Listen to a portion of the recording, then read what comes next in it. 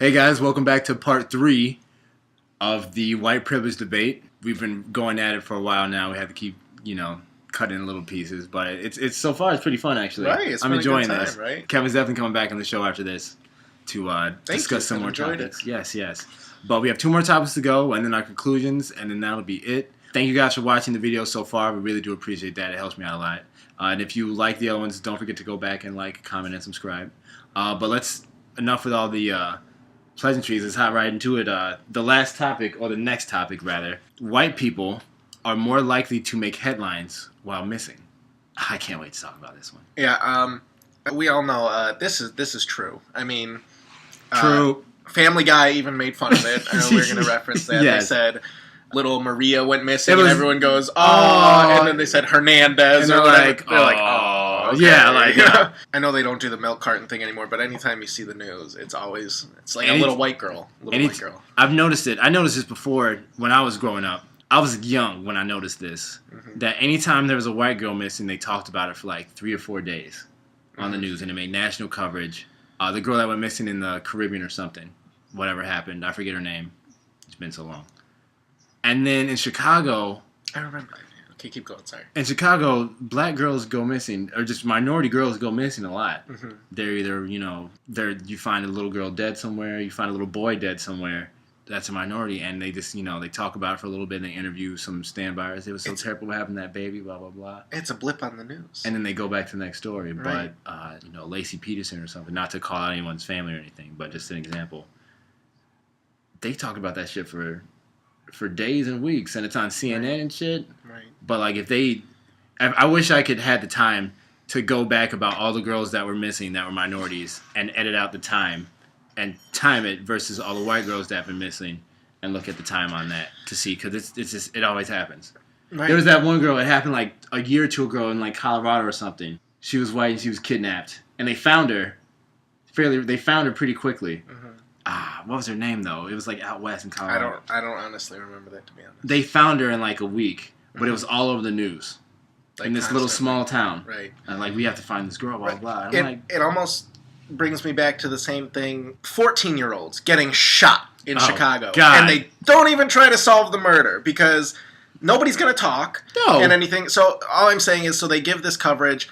Oh, they won't even say the names anymore. They say there were 30 shootings in Chicago this weekend. 4 of them were fatal. Yes. And that's the coverage. One of them's in critical condition. That's blah, blah, that's blah. the coverage you get. I mean, so it's the same thing when a little boy or somebody, a minority boy or a girl goes missing. They put up their picture and say this boy went missing or this girl went missing at this time, and that's the last you see of it. There's an Amber Alert for this girl. Exactly. I mean, that's the last you see of it. You don't even hear about it for the rest of the news, and then 2 weeks later, they found a body and they think it's this girl. Exactly. Whatever. And they'll talk about the family, the dad's in the river looking for body, looking for. So it's not fair. It's tragic. No matter when someone goes missing. Don't get me wrong. I'm not saying that someone's missing case is more important than the other. Right. But the news makes it seem that way, and that's just part of the. That's part of the problem. Like the most recent thing with the Bring Our Girls Back initiative in Africa, where those girls went, that made national headlines. That was a large scale. Mm-hmm. But how many girls go missing in Africa every day? Right? I mean, I know it's sold. I know it's a totally another continent and everything, but that example made headlines because it's on such a large scale. Yeah. Of course, I'm sure everybody appreciates the hashtag Bring Our Girls Yes. Home and everything. If you really, really support the cause, do something about it. Thank you. Your hashtag it gets the word out there, but do something. Please okay? do something. Anything you feel. Side note, anything that you feel passionate about, talking about is only the first step. You have to do something to make a difference, because very little got done just by talking about it. Right. It gets the word out, but that's it. Yes. You're still not perpetuating the cause. Exactly. So even if it's, say, Red Cross is dealing with some horrible thing that's happening in another country, you have $5 that you were going to spend on lunch. Pack your own lunch and give $5 to Red Cross. Exactly. You did something about it. Yeah, you don't need to shop at Panera. You don't need to eat at Panera. You can definitely bring food from home. You don't need that cookie. So, yes, missing children, awful. That's a thing. That's going to take some time to get over. Right. On America on that one. So, last topic. Number 7. Number 7, my favorite number. This one's iffy to me. Why is that your favorite number? My birthday is 7/7. Oh, well, there you go. My birthday is 7/7, by the way. I was not born at 7 a.m. in the morning. At 7, but it's 7/7. The stars were aligned. White people are more likely to find adequate housing.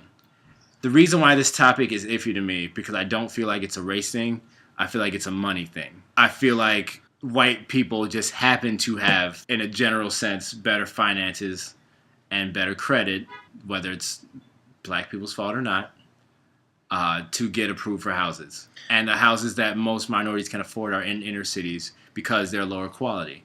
Whereas the majority of white folks can afford to move to the suburbs because of whatever job opportunity. I don't feel like it's a race thing as so much as it's a money thing. It may be, but it's indirect. It's indirect, yeah. It's not directly because the majority of minority communities, even if it's less of a majority now, live in impoverished areas.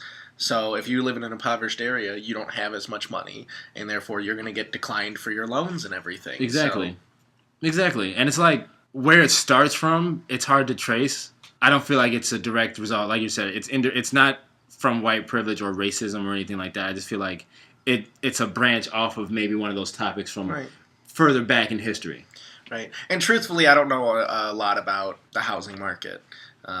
So yeah. I don't have too much to say on it.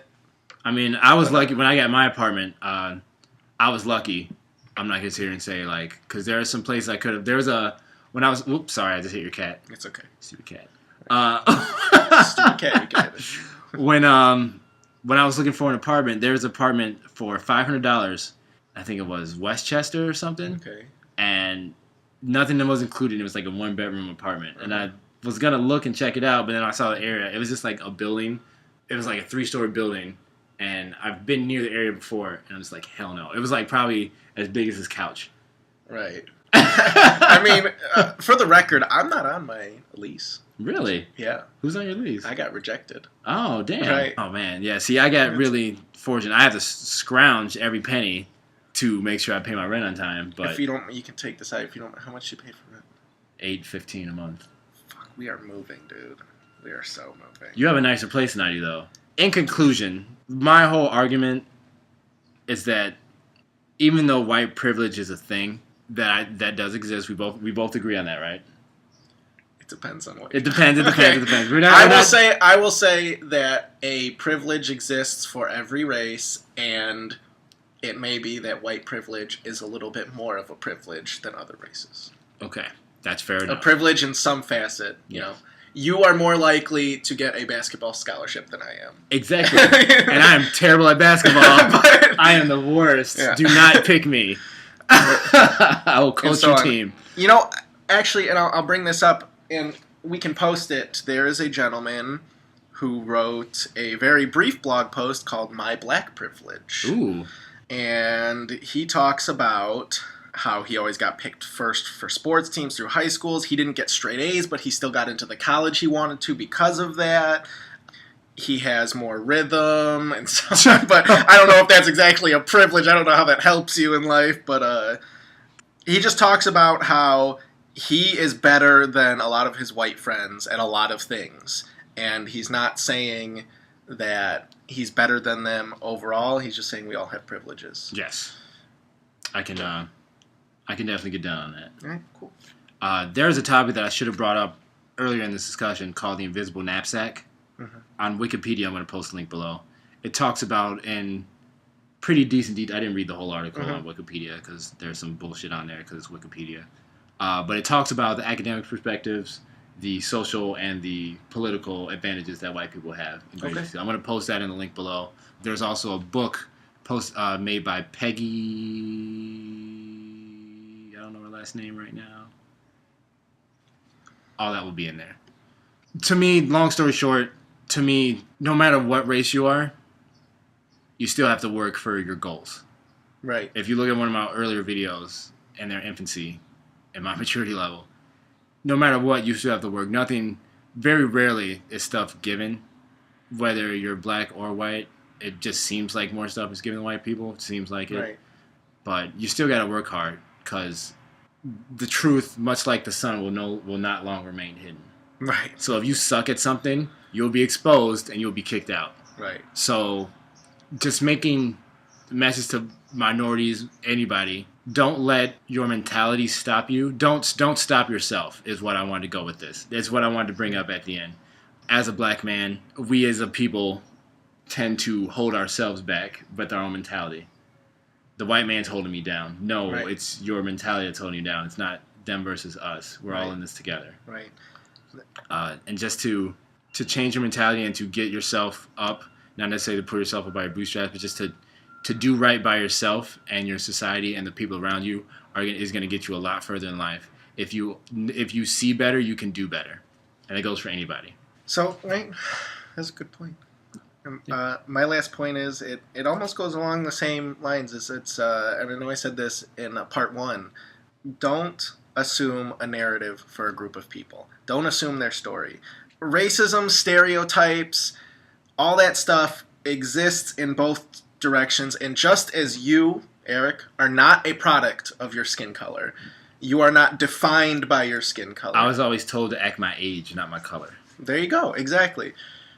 And even then, we can all be a little immature, right? Oh, hell yeah. So, I would never want you to be held back because of your skin color, and I would never want my successes to be diminished because of my skin color. Exactly. So I don't want somebody to look at, if I were to, I would never get into Stanford, mind you. But let's say I got into Stanford, I would never want somebody to say you got in because you're white. Exactly. So exactly. Bottom line, everybody has individual struggles regardless of their color. Exactly.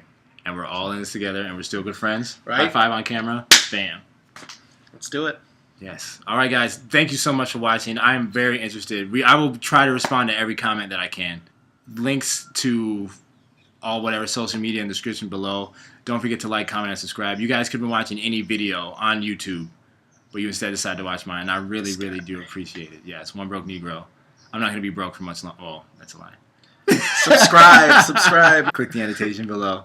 All right, guys. Take care of yourselves, and remember, you have the power.